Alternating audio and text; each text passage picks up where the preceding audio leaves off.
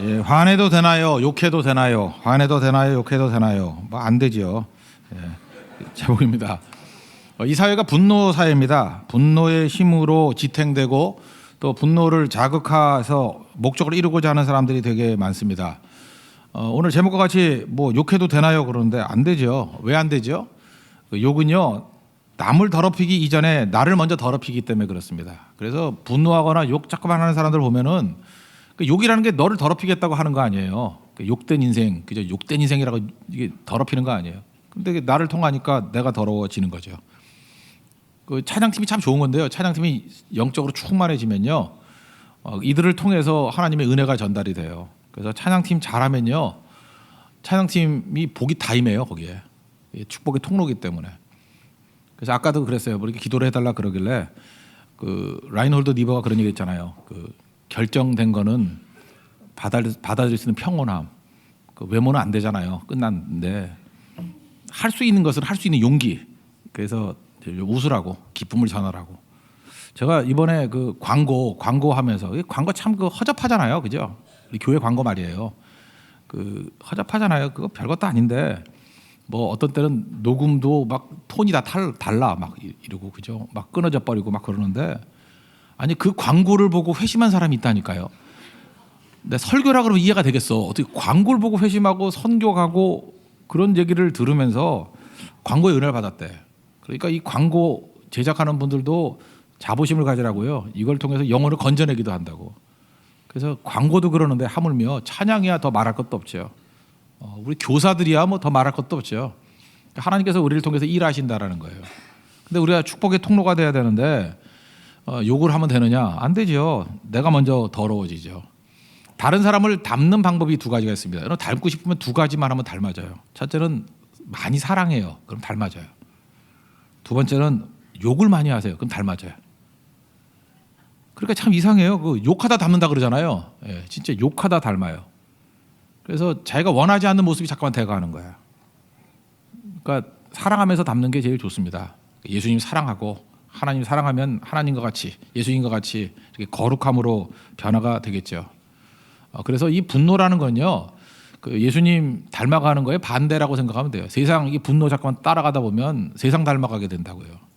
1930년대에 그 대공황이 있지 않았습니까? 대공황 배경으로 나온 영화들 되게 많은데 대표적인 게 분노의 포도라는 영화가 있어요. The Grave of Wrath라고, 그 존 스타인백 작품 이거 만든 거거든요.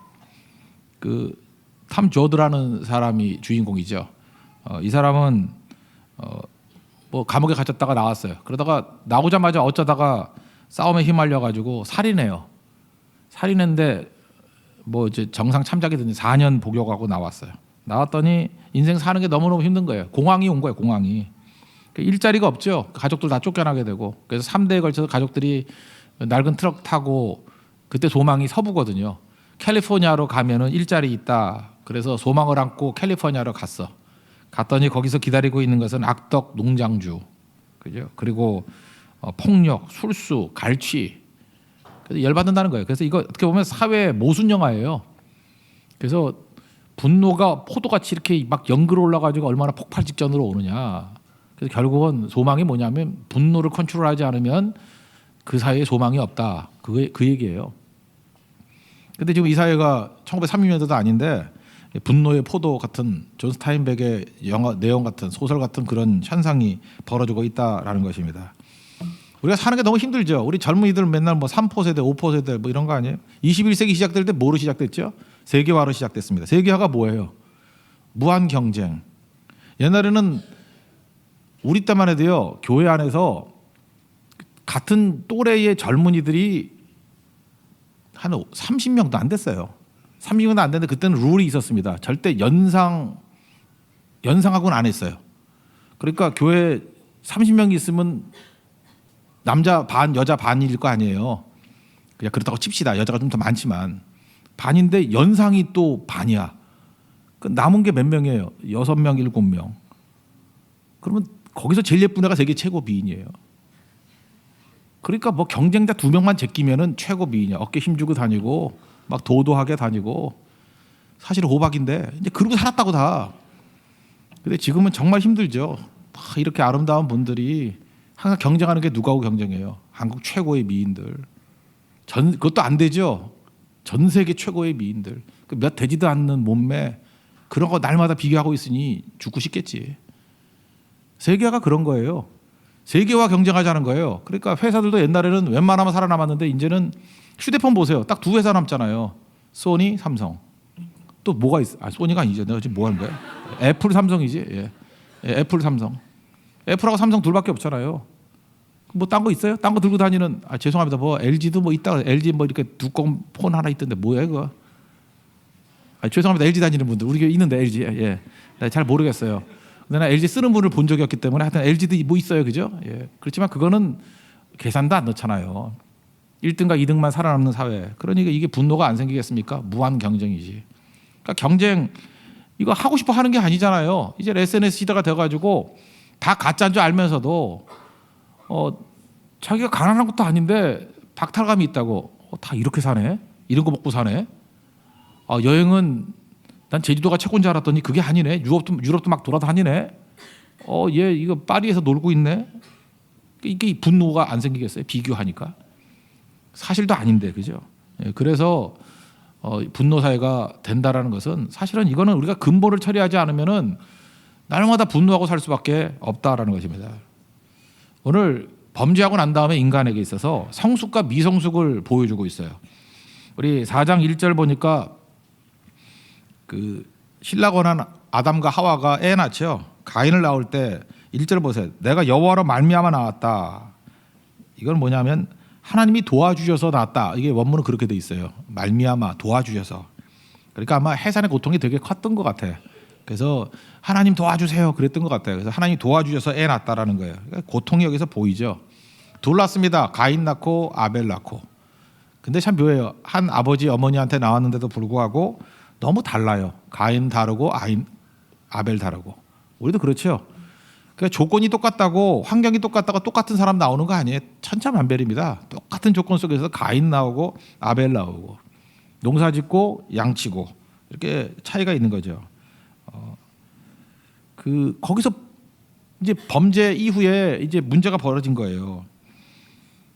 그 다음에 세월이 지났으니까 나이가 들었죠. 어른이 되었어요. 어른이 된다는 뜻이 무엇입니까? 어른이 된다는 것은 하나님을 기억하는 거예요. 그게 어른이 됐다 그런 뜻이에요. 하나님을 인식하는 거예요. 나이 들었다가 어른 되는 거 아닙니다. 나이 들어도 하나님 인식 안 하면 그 애예요. 철없는 애. 근데 하나님을 기억하면 어른 되었다. 결혼했다고 어른 되는 것도 아니에요. 결혼하고 난 다음에도 지멋대로 살면 그 애예요. 하나님을 인식하면 어른이에요. 자녀를 낳았다. 그래도 하나님 모르면 애예요. 자녀를 낳아도 하나님을 인식하고 기억해야 그게 어른입니다. 근원을 알아야 돼요. 어디서부터 하고 어디로 가는지. 그래서 두 사람 중에 이제 누가 진짜 어른이냐 이거죠. 둘 다 이유는 모르지만 뭐 하나님 앞에 예배 드리는 거 그게 하나님 기억하는 거 아니에요? 그래서 둘이 예배를 드렸다 이런 얘기죠. 근데 하나님께서 가인의 예배는 안 받으시고 아벨의 예배를 받으셨다. 근데 그 왜 그랬을까요? 그 이유는 믿음이 있느냐 없느냐 그거겠죠. 믿음. 오늘 공부했을 거 아니에요. 믿음. 히브리서 11장 4절 보니까 믿음으로 말미암아 믿음으로 아벨은 가인보다 더 나은 제사를 하나님께 드렸다.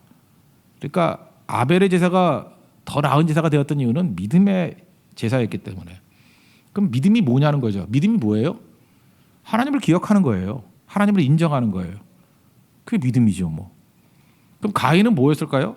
아마도 이랬던 것 같아요. 추정컨대 아벨이 제사 드린다 그러니까 그럼 나도 그리고 형식으로는 제사인데 하나님을 기억하지도 않고 하나님을 인정하지도 않은 것 같아요. 지금도 마찬가지 아니에요? 예배 자리에 나왔지만 이 자리에 앉아 있다고 다 하나님을 기억하고 하나님을 다 인정하는 건 아닐 거 아니에요. 그냥 와서 앉아 있는 사람도 있을 거 아니에요. 그냥 나는 하나님 인정 안 해. 내 주먹 믿는 게 낫지. 내가 나를 믿어야지. 뭐 말은 안 해도 그렇게 살아가는 사람이 있을 거 아니에요. 자아가 살아있는 사람들은. 그러니까 하나님 그런 예배 안 받으신다는 거예요. 그러니까 받으시는 예배 안 받으시는 예배가 있는데 받으시는 예배는 뭐냐면 하나님을 기억하고 인정하는 거예요. 우리 어떤 사람은 교제를 나누잖아요. 교제를 나눠도 상대방을 기억하고 인정해 줘야 이렇게 억셉트 이렇게 받아들임이 되는 거지. 같이 밥은 먹긴 먹었어. 근데 상대를 인정도 안 하고 기억도 안 해. 그러면 참 기분 더럽죠. 그렇죠. 너는 밥은 먹었지만 내가 너를 받아들일 수는 없어. 받지 않는 식사예요, 그거는. 그러니까 믿음이죠. 믿음은 하나님을 인정하고 하나님을 기억하는 거예요. 이걸 부연 설명하기 위해서 히브리서 11장 6절에 나오잖아요. 믿음이 없이는 하나님을 기쁘시게 못한다고. 믿음이 뭐냐? 정의를 내리기를 하나님이 계신 거, 존재를 믿는 거, 받아들이는 거. 하나님 계시다, 존재를 받아들이고. 또 하나 자기를 찾는 자들에게 상 주시는다. 상 줬다는 게 뭐예요? 응답하신다는 거죠. 응답한다는 게 뭐예요? God works, 일하신다는 거예요. 그러니까 우리가 믿음이 뭐냐면 하나님의 존재를 인정하는 것. 그리고 또 하나 뭐예요? 하나님이 우리의 기도를 응답하시고 하나님이 일하신다라는 거. 그거를 인정하는 거예요.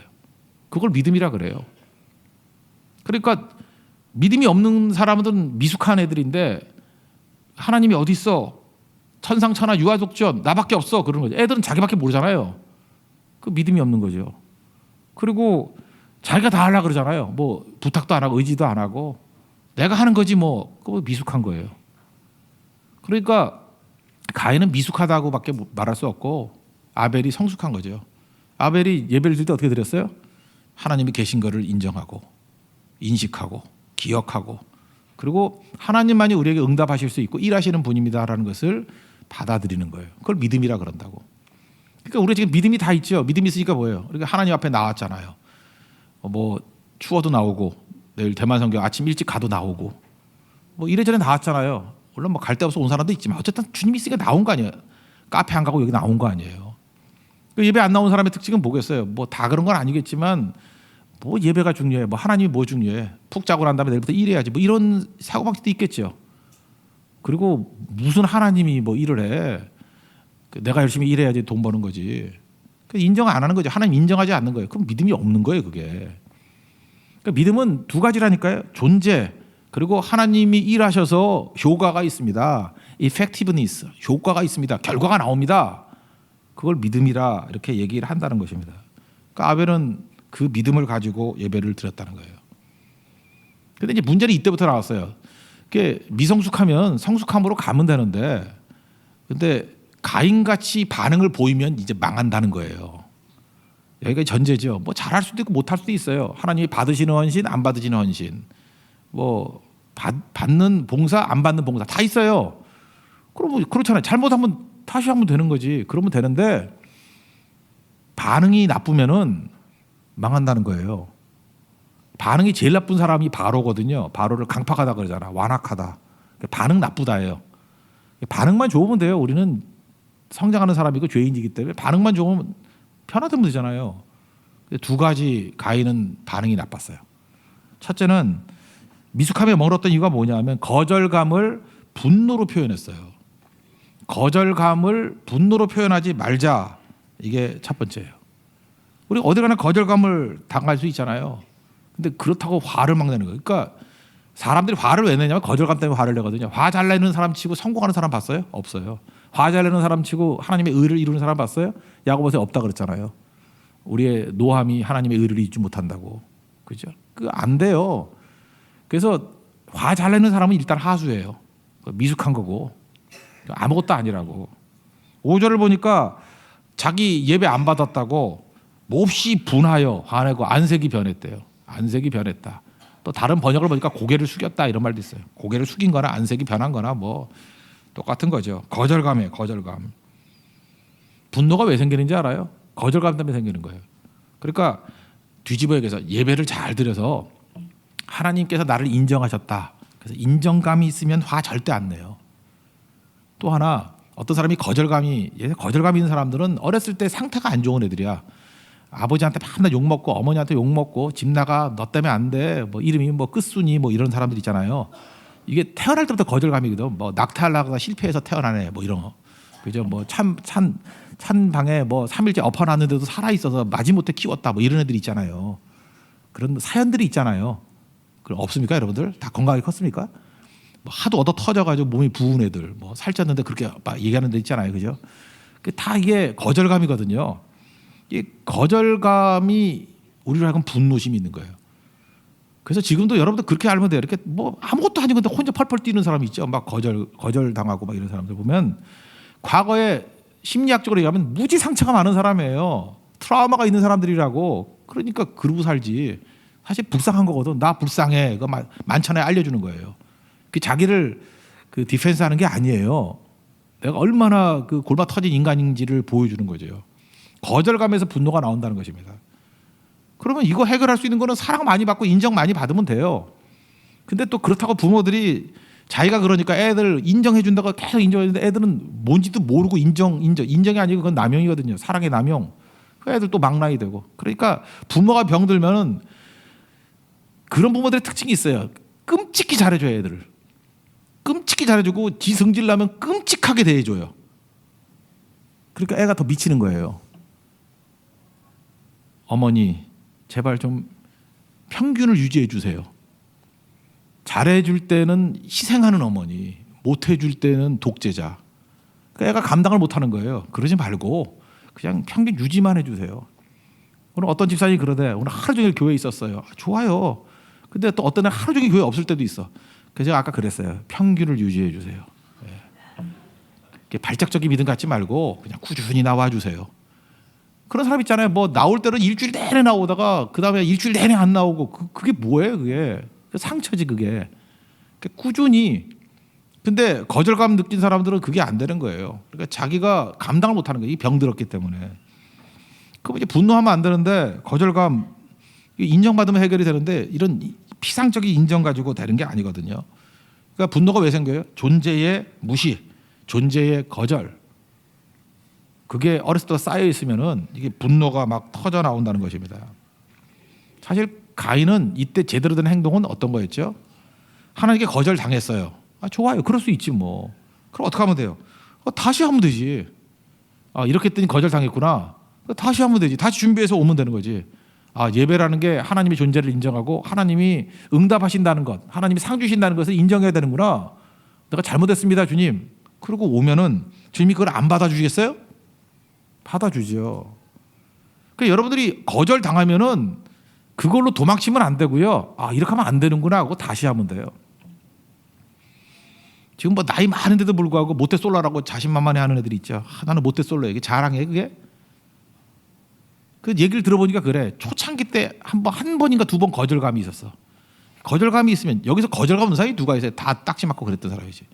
거절 많이 당할수록 이렇게 하면 거절 당하는구나 해서 요리조리 피해가지고 지금 살아남은 거예요. 그죠? 근데 이 사람은 너무 자존심이 강해가지고 한 번 거절 당했으니까 시도도 안 하는 거야. 또 거절 당하면 어떡하나. 그러니까 지금 그 꼴 돼 있지. 그게 가인 태도예요. 거절 당하니까 다시 시도 안 하고 나와가지고 열받아하고 벼르고 있잖아요. 벼르고 있는 거지. 안색이 변했다. 고개 숙이고 있다. 이게 벼르고 있는 거죠. 하나님이 거절했어요. 그러면 다시 시도해야 되는데 우리는 이런 못된 성격. 이게 병든 사람의 특징이 뭐냐면 하나님이 나를 거절했어? 그럼 나도 거절. 그래서 나는 거울이래. 네가 거절해? 나도 거절. 네가 거부해? 나도 거부. 네가 화를 내? 나도 화를 내. 나는 네가 하는 대로 해. 와, 이거 아직 가인이에요, 가인. 남자면 가인이고 여자면 여자 가인이야. 참 미치는 거죠. 그리고 그거를 철떡같이 믿고 50 넘게 살아와요. 그러니 집에서 혼자 가서 맨날 울 거야. 교회 오면은 거친 여자라는 소리 듣고 집에 가면 혼자 운다고, 외로우니까. 그리고 분노를 사귀지 못해가지고 그죠, 소화도 안 되고 그죠, 피부 트러블 있고 화장해도 먹지도 않고 그렇게 되는 거죠. 그러니까 여기서 잊지 말아야 될 게 뭐냐면 하나님께 나아가야죠. 하나님이 이렇게 얘기하잖아요. 하나님이 7절 보니까 야, 커뮤니케이션 하자, 소통하자. 그래서 먼저 말 걸잖아요. 선을 행하면 어찌 낯을 들지 못해. 고개 들어 임마. 그러니까 여기서 낯을 들지 못하겠느냐 이걸 보면은 안색이 변했다라는 말을 고개를 숙였다라고 번역해도 괜찮겠죠. 고개를 숙였으니까 고개 들어, 그런 얘기죠. 네가 야, 선을 행하면 왜 고개를 숙이고 있겠니? 선을 행하지 않으면 죄가 문에 엎드려져 있느니라. 문에 이렇게 걸린대요.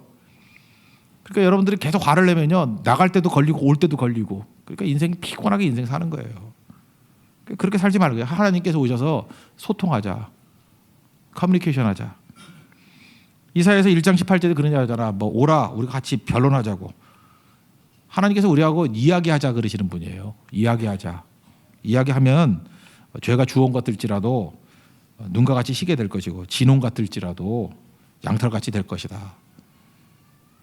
지금 제사의 목적이 뭔데? 죄 씻음 아니에요? 야 다시 와라. 그 얘기죠. 다시 와라. 다시 오면은 네가 내 존재를 믿고 내가 죄를 사해 준다는 걸 믿고 내가 일한다는 걸 믿으면 어떤 죄를 갖고 올지라도 주홍같이 이게 진한 죄라는 거거든. 큰 죄라는 거거든요. 내가 눈같이 해줄게. 그리고 진홍같이 붉을지라도 양털같이 해줄게. 그게 주님의 마음이에요. 근데 안 와. 주님은 계속 세컨 찬스를 주시는 분인데 베드로가 뭐 한 번 범죄했다 끝났어요? 또 세컨 찬스를 주시잖아요. 두 번째 기회를 주시잖아요. 근데 가인 같은 자들의 특징이 뭐냐면 두 번 찬스가 없는 거예요. 자기가 스스로 거절해버리는 거예요.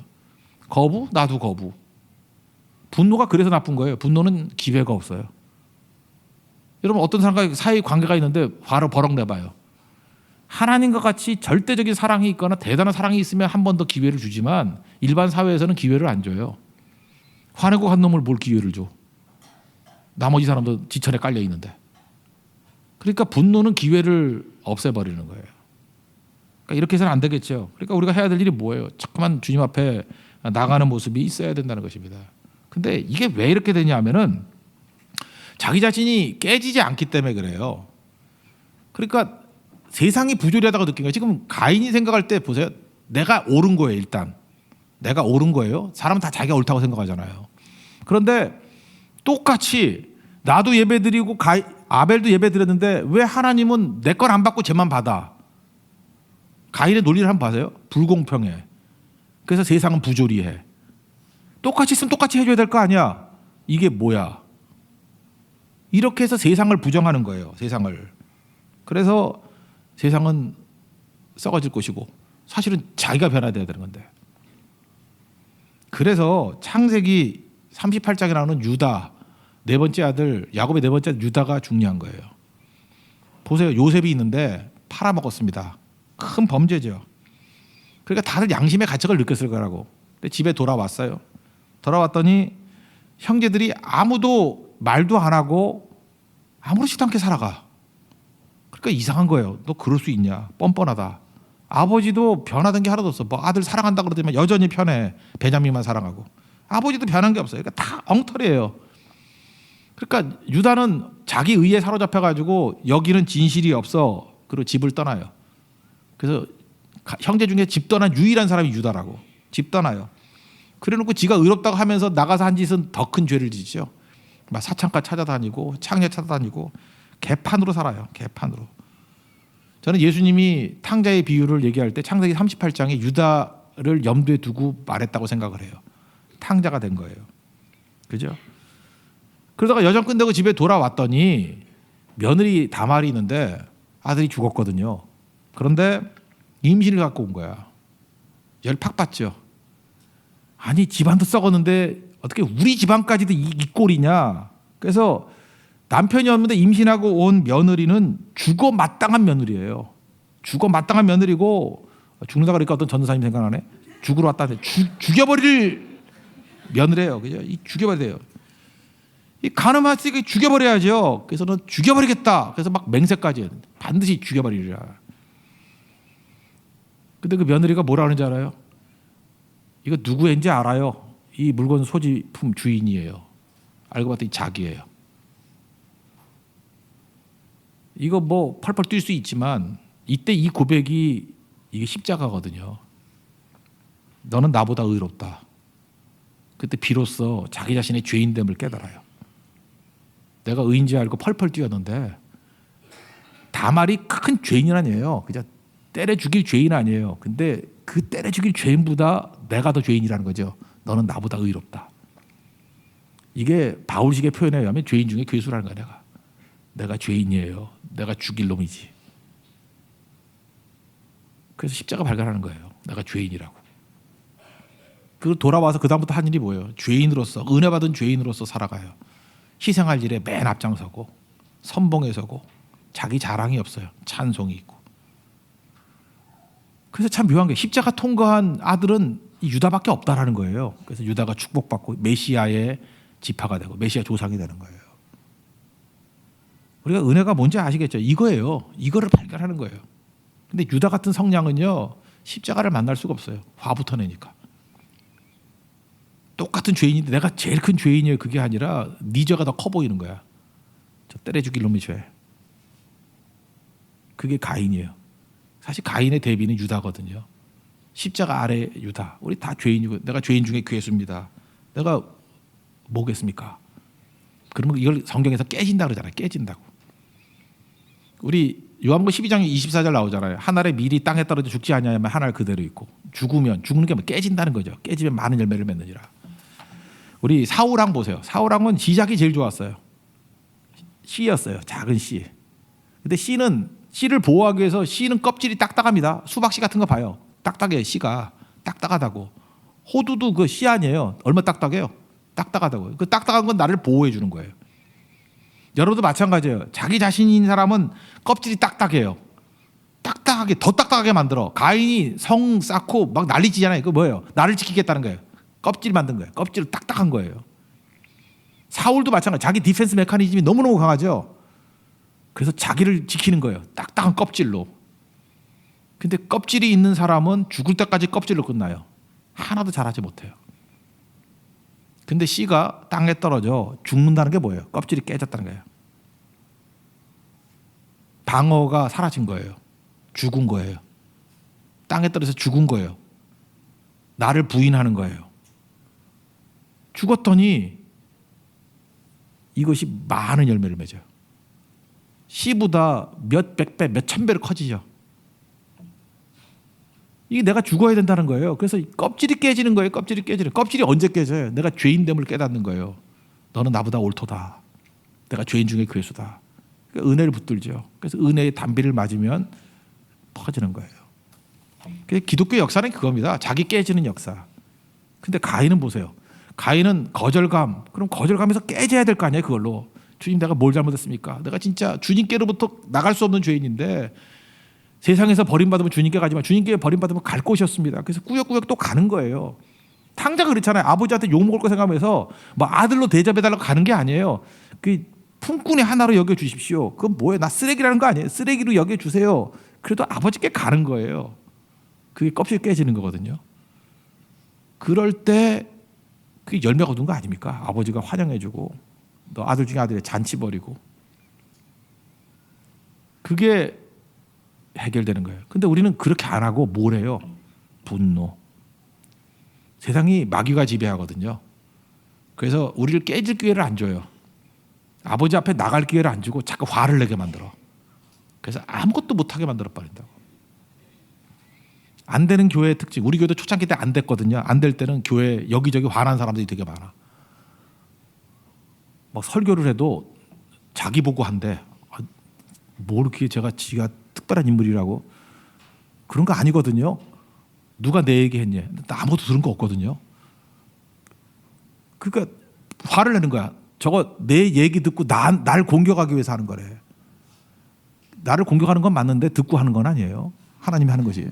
우린 다 죄인이니까 다 나한테 해당되는 거야. 깨져야 되는데 화를 내. 참 묘해요. 바로 왕이 왜 망했어요? 강팍해서 망했잖아요. 하나님 말씀을 듣고 깨졌으면 됐어요. 깨졌으면 살았어요. 근데 말씀을 듣고 화를 내잖아. 자꾸 화를. 또 깨지니까 화를 내잖아. 자꾸만. 화를 내다가 홍해에서 다 죽잖아요. 거절감을 화로 분노로 반응하면 죽어요. 망해요. 끝난다고. 그러니까 거절감. 우리 인생이 하나님으로 단절됐잖아요. 거절감. 그때 느끼는 게 뭐예요? 다시 시도하면서 깨져야죠. 나 같은 죄인 살리신 주 은혜 놀라워하면서. 이 사회의 분노 지수를 없애는 방법은 십자가밖에 없습니다. 십자가 외에는 없어요. 하나님 만나는 거 외에는 없어요. 예배 회복밖에 없어요. 지금 교회 지금 뭐 전반적으로 볼 때 많이 분노가 사라지지 않았어요? 이게 바로 십자가 아래 놓여 있는 거예요. 십자가 그늘 밑에 있기 때문에. 그리고 나를 불쌍히 여겨 주세요. 그런 마음이 있잖아요. 나는 하나님께서 우리 민전도사님 새로 보내주셨는데 축복이라고 생각합니다. 난 저렇게 말할지 몰랐어요. 죽으러 왔다. 죽이고 싶은 마음도 있지만 참 복이다라는 생각을 가졌어요. 그렇잖아요. 요즘 20대 젊은이 가운데 저렇게 말하고 저런 태도로 있다라는 게 그게 복 아니에요? 하나님께서 우리 교회에 축복으로 보내주셨구나. 죽으러 왔다. 우리도 맞아요. 우리도 죽으러 서 있는 거예요 지금. 그죠? 나는 죽고 예수로 사는 거죠. 내가 그리스도와 함께 십자가에 못 박았나니. 그러지 이제는 내가 사는 것이 아니요 내 안에 그리스도께서 사신 것이라. 우리 다 죽으러 온 거예요. 그럼 분노로서 이루지 못하는 일들을 죽으면은 많은 열매를 거둬요. 그런 인생 돼야 됩니다. 또 한 가지, 미숙에 머물러 있으면 안 되는 이유가 뭐냐 하면 이게 분노로 끝나는 게 아니라는 거예요. 분노로 끝나는 게 아니고 주변까지도 파괴시킨다는 거예요. 잘 보세요. 지금 가인이 누구한테 거절당했어요? 하나님께 거절당했는데 지금 누구한테 화풀이해요? 동생한테. 그러니까 이게 문제라는 거예요. 지금 하나님과의 관계, 수직적인 관계가 깨진 사람들은 여기서 끝나는 게 아니에요. 수평적인 관계에서 폭발물이 돼버려. 여러분 그 가정에서 경험하지 않아요? 부부 싸움해요. 그럼 애들이 떨죠. 싸우기는 부부끼리 싸웠는데 얻어 터지기는 애들이 터져. 애들이 막 욕먹고 애들 별로 애들이 일관성이 없는 거야. 똑같은 일을 했는데 기분 좋을 때는 이리 와 그러고 기분 나쁠 때 집어 던지고. 그러니까 애들이 부모가 일관성이 없는 거예요. 내가 어떻게 행동을 해야지 잘하는 건지를 모르는 거예요. 지 기분 따라서 왔다 갔다 하니. 그러니까 애들이 또 상처가 되는 거죠. 그러니까 이게 저주가 대물림 되는 거야. 대물림. 걔도 또 커가지고 상처 입었으니까 또 그럴 거 아니에요. 그죠? 나도 상처 입었다 이러면서 또 애 낳으면 또 그러고 손자들 또 그러고 살 거 아니에요. 이 저주의 삿을 끊어버려야 되지 않겠습니까?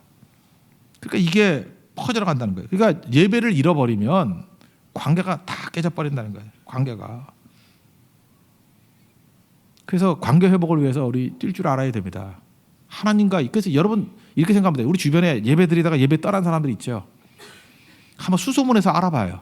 예배가 무너지면요 관계가 다 깨져요. 직장에서도 분명히 싸움질 할 거야. 계속 싸우고 가정도 싸움이 있고.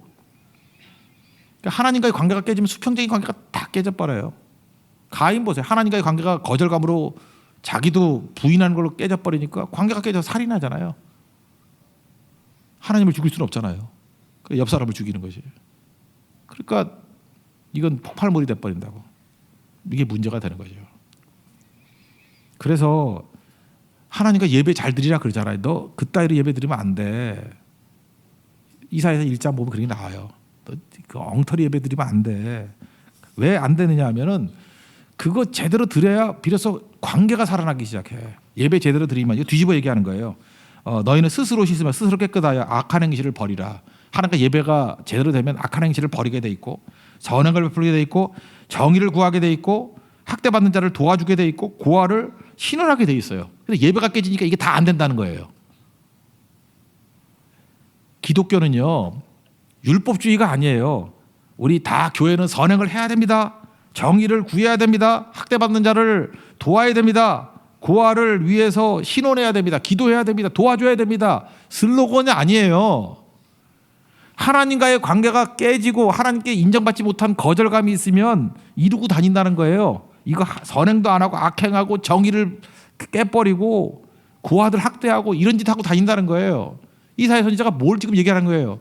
하나님과의 관계가 회복돼야만 니네들이 그렇게 구호 외치고 이를 악물고 하려는 것들이 저절로 된다는 거예요. 오늘도 어떤 성도가 되게 저한테 밝게 웃으면서 그게 웃는 성도는 아닌데 웃으면서 얼마나 친절하게 대하는지 뭐 갖고 싶은 거 있으세요? 그러더라고. 뭐 사줄 것도 아니면서 왜 그러세요? 이유가 뭔가 했더니 자녀가 좀 좋은 대학에 붙었어. 그냥 말할 걸 그랬어. 그죠? 저 다음 주면 마음 변할 건데 말할 걸 그랬어. 제가 느낌이 뭐였냐면 그거예요. 야, 저렇게 냉정한 사람도 집안에서 이렇게 인정받고 은혜받고 정말 어렵게 그 자기가 원하는 것보다 훨씬 나은 수준의 대학을 간 것 같아요. 그러니까 저렇게 관대해지는구나. 그래서 교회는 은혜가 있어야 돼요. 하나님 은혜를 받고 죄사함의 은총을 받으면 사람들이 분노 안 합니다. 관대해지고 주변이 회복이 된다는 거예요. 제일 어리석은 아내가 누군지 아십니까? 남편 보고 저녁 예배 드리지 말고 집에 가자는 아내예요. 그 남편가 이제 다이너마이트가 돼가지고 온 집안 다 박살낼 거예요. 근데 다이너마이트 같은 남자를 데려와서 예배를 잘 드리고 하면은 이게 뇌관이 풀린 거예요. 안 터져요. 이거는 밀가루 푸대예요. 절대 안 터져요. 그 행복이 어디서 오는지를 알아야 된다고. 우리 주변에 관계가 다 깨져 있죠. 화해로 가려고 생각하지 말고 예배로 가십시오. 그러면 놀라운 능력과 은혜가 넘쳐나게 된다는 것입니다. 여러분, 이런 은혜를 누릴 수 있는 믿음의 종 되기를 축원합니다. 네. 모두 자리에서 일어나겠습니다. 아무것도 두려워 말라 찬양하겠습니다.